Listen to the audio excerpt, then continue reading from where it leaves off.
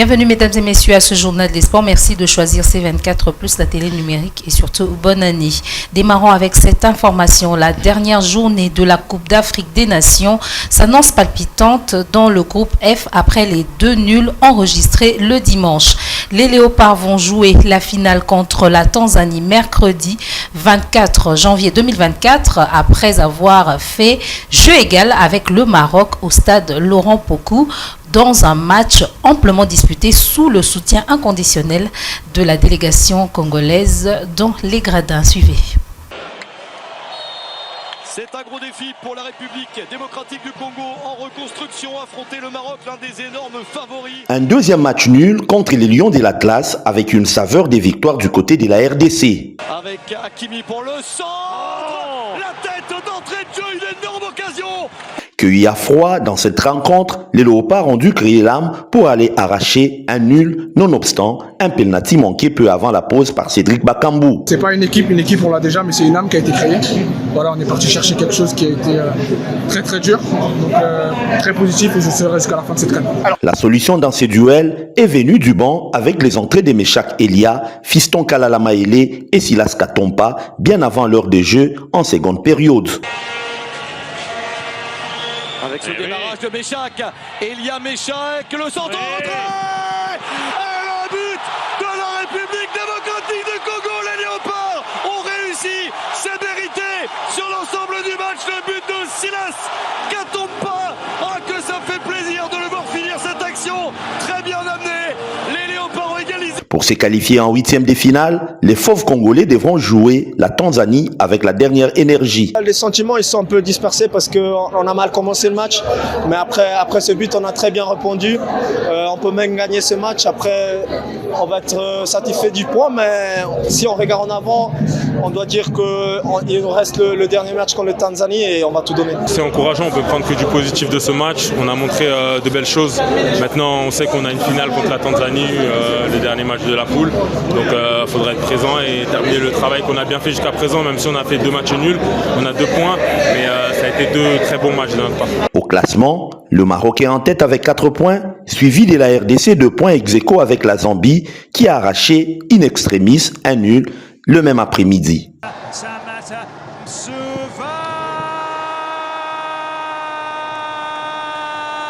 Les Taïfa Stars, qui terminent au bas du podium avec un tout petit point, ne sont pas non plus écartés de la course en 8e de finale. Et puis les Léopards de la République démocratique du Congo ont remonté avec la vapeur en seconde période. Suite à cela, allais-je dire, nous avons essayé de procéder au changement des joueurs pour avoir du tonus.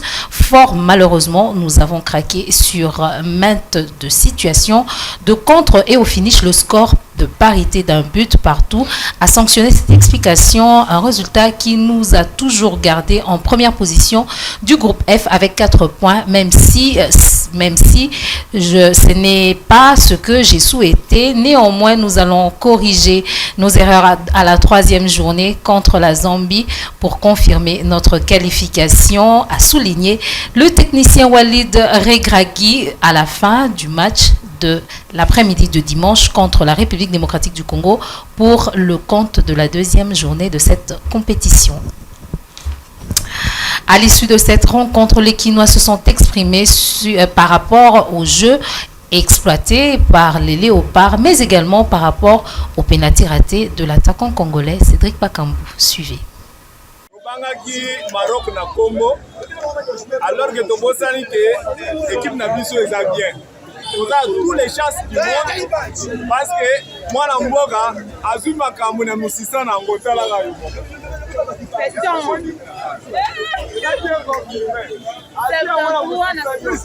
Dernier match de gagner 4 buts.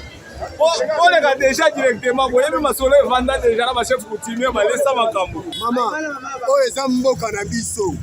mboka na biso babeso osomona mabebo sala nini oloba mabebo biso tosomona makambu fo bavandise nanu po ekipe na biso RDC tobeta bale tobeta makitoko match asuka twasirke tokoganie to change l'équipe nyonso to raté ya mabo Tanzania eza match à test oto ba risque pour mais kamani sana bakambu tulakisike toza RDC elo makasi pesa kwa chance match wezo ya wana tuganye ti final donc kupo eza ya biso kambu apo joueur mutabo ya makambo azate lelo somo ignorer makambo mais si dei va ignorer été mais ça raté nali faut la pipe faire la terre on va ignorer apo joueur ayeba beza so coach la biso ayeba coach la biso ayeba ndenge nini oyebela kozala to va ignorer été o makambo sala mboko yo bayebi oti mama asaba pi asala o sala bakagol o to zakobe mutala système fimbu c'était makambo oya koboya ye va changer mokili na ye mais va changer nde bebeteli asa un bon joueur. Et sur ce plateau, je suis accompagnée de Michel Ngongo et Jules Payot qui vont commenter tour à tour par rapport à la rencontre d'hier. Nous allons commenter avec Jules rapidement en 5 minutes, avec Michel, allez-je dire en 5 minutes. Michel, bonjour. Et dites-moi quelles sont vos impressions par rapport à cette rencontre et surtout, quelles sont les attentes des Congolais par rapport à la prochaine rencontre contre la Tanzanie le mercredi prochain? Merci bien pour la question. Je pense que c'est un match important pour l'équipe congolaise. Déjà, faire face au Maroc, c'est vraiment un exploit pour l'équipe congolaise. Nous ne pouvons pas oublier la performance de l'équipe marocaine. Elle a fini 4e lors de la Coupe du Monde. Elle avait battu justement, je peux citer de grandes nations que le Maroc a battu. Je peux citer le Portugal, je peux citer l'Espagne. Ce sont de grandes nations de football que le Maroc a battu justement lors de la Coupe du Monde. Donc, sur papier, le Maroc était favori par rapport à l'équipe congolaise. Mais arrivé sur terrain, j'étais vraiment impressionné de voir le jeu que l'équipe congolaise a présenté justement aux Congolais et aux amoureux justement du ballon. Mais je pense que la suite de la compétition reste intacte pour l'équipe congolaise parce que nous avons également les atouts. Donc 2 points déjà c'est bon et nous allons jouer contre la Tanzanie. Je pense que nous pourrions également battre la Tanzanie pour finir c'est pas leader du groupe, même 2e, parce que c'est pas aussi impossible de voir le Maroc tomber justement devant la Zambie, ça peut arriver. En fait, l'essentiel pour la République démocratique du Congo, c'est de se qualifier pour la 8e de finale. Ben, c'est ça d'abord, parce qu'il y a 2 objectifs que nous avons déjà définis, ça veut dire aller plus loin. Alors pour y aller, il y a des étapes que nous devons bien respecter. Vous ne pouvez pas compter à jouer la finale sans pourtant sortir en phase des poules. Donc, sortir d'abord en phase des poules et après, nous allons nous qualifier aux étapes super importantes. Donc, s'il faut analyser, j'ai suivi un match important avec des joueurs conscients. Je l'ai dit que nous avons déploré dans les années passées une équipe qui n'avait pas une identité. Mais sincèrement, nous devons dire la vérité, l'avènement de Sébastien a apporté une pierre à l'édifice. Très bien. Aujourd'hui, le Congolais se retrouve. Je pense que c'est une occasion pour moi de demander aux autorités compétentes de garder d'abord Sébastien. J'aurais demandé que nous essayons de mettre en pratique un projet à long terme avec ces techniciens. Il a ses atouts justement d'apporter un plus à l'équipe congolaise. J'ai senti des joueurs conscients. Vous regardez le latéral gauche. Je parle de comment s'appelle Arthur Maswaku, un joueur excellent qui est bon techniquement. On regarde Gédéon Kaloulou, latéral droit. Excellent aussi, l'axe central toujours garni et on voit Piquet qui m'a impressionné. Je pense que c'est tous les joueurs qui ont bien joué et j'aimerais aussi en profiter parce qu'il y a des gens qui ont vidé leur sac à Bakambu parce qu'il a raté un penalty qui devrait au moins mettre en difficulté. Nous y reviendrons. Justement, mais sinon, l'équipe a bien joué et moi personnellement, j'ai la conviction de voir l'équipe congolaise aller plus loin. Pourquoi pas voir la RDC justement jouer la finale de cette Très bien. Très bien. Jules, à ton tour, est-ce que tu peux nous dire quelque chose en ce qui concerne justement ce que venait de souligner Michel? Merci vraiment. Moi, je serai un peu historien parce que je me rappellerai bien en 1972. En 2 minutes, rapidement. Oui, en 2 minutes. En 1972, la RDC avait fait jeu égal avec le Maroc lors de la CAN. Et on verra aussi en 1968 le même score. Et en 1992, c'est le même score, un but partout. Et hier, du côté du stade Laurent Pocou, on a vu un match très génial, malgré qu'il y avait l'intensité du point de vue climatique. C'est ce qu'on peut vraiment souligner. Et c'est par cela que j'ai compris pourquoi Sébastien de Sabre et la Fédération congolaise de football avaient choisi d'aller faire le stage du côté de l'Abu Dhabi. Parce que j'ai compris que le climat Abu Dhabi, se trouve dans un climat très désertique, oui, où à partir les après-midi le soleil est très intense par rapport chez nous ici du côté de la Côte d'Ivoire. C'est pour ça que j'ai compris. Parlons de la rencontre d'hier. J'étais vraiment très ému de voir comment est-ce que la République démocratique du Congo a développé un très beau football. C'est par rapport aux nouvelles ères de Sébastien de Sabre. Comme Michel a dit, on doit laisser le temps avec donner le temps avec Sébastien de Sabre parce que juste à voir cette équipe en 2026, nous serons à la Coupe du Monde. Merci beaucoup. Alors, autre chose à présent dans ce journal, le défenseur central de l'Olympique de Marseille et de la République démocratique du Congo, Chancel Mbemba, a été la cible d'insultes racistes sur les réseaux sociaux à la suite du match opposant la RD Congo au Maroc lors de la 2e journée des poules du groupe F dans le cadre de la Coupe d'Afrique des Nations 2023. Il y a eu une altercation entre le coach marocain Walid Regragui et l'international congolais, altercation qui a suscité un échange de paroles entre les deux sportifs. Suivez plutôt l'explication du Congolais Chancel Mbemba dans cet extrait. Je parlais trop, mais le plus important, justice de Dieu. Yana, moi, je ne suis pas parfait, mais quand je suis sur le terrain, je respecte tout le monde. Respect, c'est réciproque. Je respecte le coach, il est grand messie. Mais quand il y en a les vidéos, on a coupé les vidéos à la télé. Mais il y en a les vidéos, moi j'ai pas besoin de balancer. J'ai pas besoin de balancer. Moi j'ai pris mon temps de glorifier mon Dieu. Moi le plus important, je garde mon silence. C'est mieux. Moi je suis comme ça. Vous connaissez les réseaux sociaux, on veut calmer les gens. Quand il vous a salué, c'est passé quoi? Tout le monde, il connaît Chancel. Je vous connais justement. Moi, je respecte tout le monde. Mais je n'ai pas besoin de tirer quelqu'un. Mais la justice de Dieu, il y en a. Tu vois, la justice de Dieu. Parce que moi, quand je joue dans les foot, je joue normal comme tout le monde. Je ne suis pas super joueur. Mais je ne croyais pas cette mot-là, ça va sortir dans le coach, dans sa bouche. Il a sorti quoi justement? Je ne sais pas. Lui-même va parler. C'est plus important. Okay. Et puis, Jules, nous allons prendre votre réaction par rapport à cette altercation. Que pensez-vous? Est-ce que Chancel Mbemba a réagi à chaud par rapport à la tension qu'il y a eu dans le match, ou y a-t-il eu exactement des propos racistes à l'égard du capitaine de la République démocratique du Congo? Bon, jusqu'à la preuve du contraire, je n'ai pas entendu les propos racistes à l'égard de notre capitaine Chancel Mbemba. Certes, il y avait altération.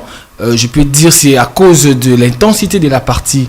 Et vu le climat était très à l'auteur, vraiment, je pense que Chancel Mbemba devait quand même se maîtriser. Certes, il y avait quand même le petit souci, le maintien de la main si longuement que Walid Regragui avait posé à Chancel Mbemba. Pour moi, Chancel Mbemba a réagi à chaud. C'est par rapport il y a eu incompréhension. Moi, je peux dire qu'il y a eu incompréhension.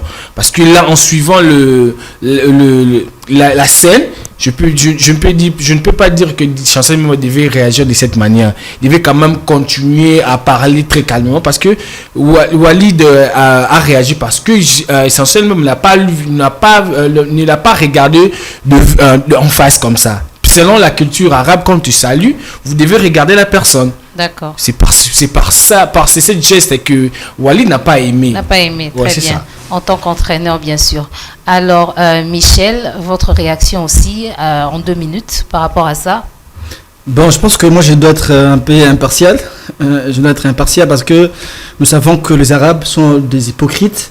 Ça peut arriver qu'il y a eu des propos racistes, mais je pense que Chancel Mbemba ne devrait pas réagir, surtout s'exprimer devant la presse. C'est ce que je devrais dire parce que du fait qu'il a parlé, ça a permis aux Marocains de changer la version. Logiquement, Chancel Mbemba est parmi des gens polis. Et s'il a vraiment réagi rapidement, c'est parce qu'il y a eu des propos racistes. Mais logiquement, il devait garder son calme, de ne pas s'exprimer devant la presse, parce que j'ai l'impression qu'aujourd'hui, les Marocains ont changé une version. Ce n'était pas la version authentique que nous avons effectivement suivie lors des échanges entre l'entraîneur et le joueur. Je pense que ce sont des trucs, des actes à bannir. Parce que je peux même dire aujourd'hui, Chancel Mbemba c'est un grand joueur. Passez-moi l'expression, chère madame, je vais m'arrêter. Chancel Mbemba c'est un grand joueur. Je prends l'exemple de l'entraîneur marocain. Le plus grand club qu'il a joué dans sa vie, c'est Toulouse. Depuis qu'il était un footballeur, il n'a jamais réalisé des exploits que Chancel Mbemba est en train de réaliser aujourd'hui.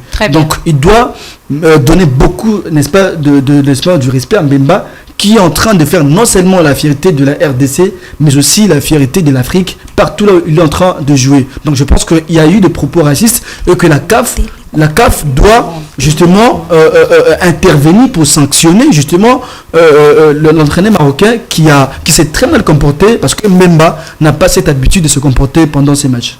Merci beaucoup, Michel. Poursuivons avec ce journal, avec cette information, toujours dans le cadre de la Coupe d'Afrique des Nations 2024 en Côte d'Ivoire. Après le score nul d'un but partout entre la République démocratique du Congo et le Maroc, Étienne Loufanka, président de la formation de Saint-Étienne, club évoluant au championnat de l'entente provinciale de football de Kinshasa et Pefkin, reste confiant quant à la qualification des Léopards au prochain match contre la Tanzanie. Suivez-le dans cet extrait.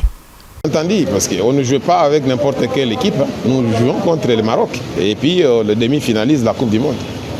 Donc je crois que tout le monde ne s'attendait pas à ça. Je crois que les entraîneurs de l'équipe du Maroc savaient qu'ils avaient à faire face à une équipe en fait, d'une bonne qualité. Bon, pour moi, c'est un résultat satisfaisant parce que le match était d'un niveau très vraiment relevé, dans la mesure où on jouait contre le demi-finaliste de la Coupe du Monde. Et bon, tout le monde s'attendait au pire. Et on a fait l'essentiel, on a eu un point. Peut-être n'eût été la maladresse de Bakambu, on aurait gagné ce match. Normalement, on aurait mérité d'avoir les 6 points, que ce soit au premier match comme au second match. Au deuxième match, je voulais dire. Parce que même le premier match, au fait, il y a eu la bourde du gardien.